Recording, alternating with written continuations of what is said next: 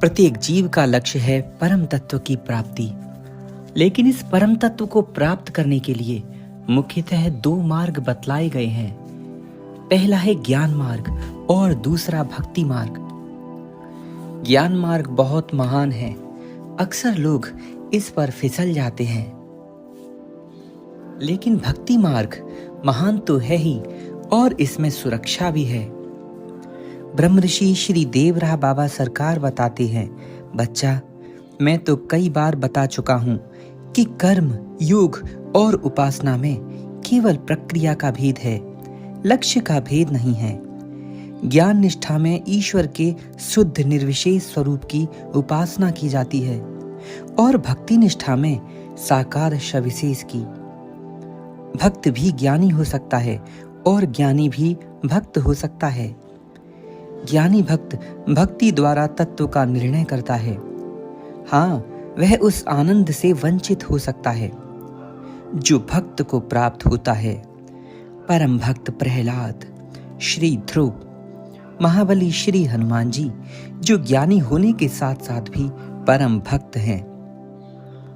और बाबा बताते हैं, बच्चा, जैसे चंद्रिका चंद्र से अलग नहीं है, उसी प्रकार भक्ति ज्ञान से अलग नहीं।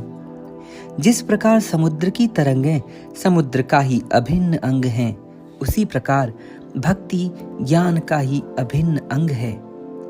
ज्ञान की पराकाष्ठा भक्ति है और भक्ति की पराकाष्ठा ज्ञान। ज्ञानी को भक्त होना बहुत आवश्यक है, नहीं तो साधना में उसका पतन हो सकता है। लेकिन भक्त को ज्ञानी बनने की आवश्यकता नहीं, भगवान उसे स्वयं बना देते हैं।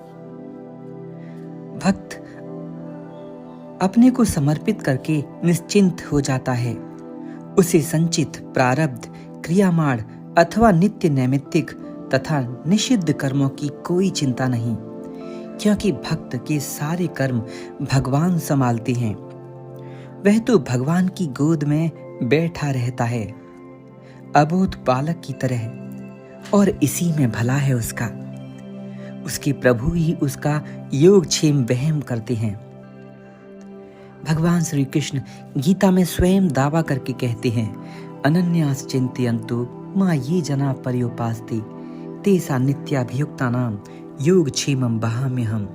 जो अनन्य प्रेमी भक्त मुझ श्री कृष्ण को नित्य निरंतर स्मरण करता है, ऐसे भक्त का योगक्षेम मैं स्वयं ही प्राप्त कराता हूँ। योग का अर्थ है प्राप्त कराना, जबकि क्षेम का अर्थ है जो भी प्राप्त हो चुका है उसकी रक्षा करना। और यही कारण है कि भगवान श्री कृष्ण ये भी कहते हैं कि मेरे भक्त का पतन नहीं होता। लेकिन ज्ञानी का क्या?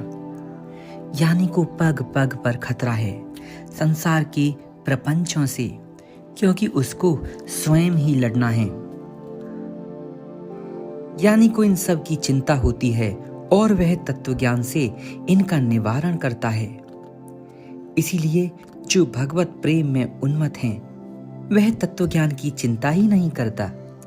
उसका तत्व ज्ञान तो भगवदाकार वृत्ति ही है। उसके लिए विद्या अविद्या में कोई भेद नहीं। श्री बाबा आगे बताते हैं, बच्चा, ज्ञानी को अविद्या अथवा माया से मुक्त होना पड़ता है, लेकिन भक्त माया को मां समझता है और इसी कारण वह संसार को अनायास ही पार कर लेता है।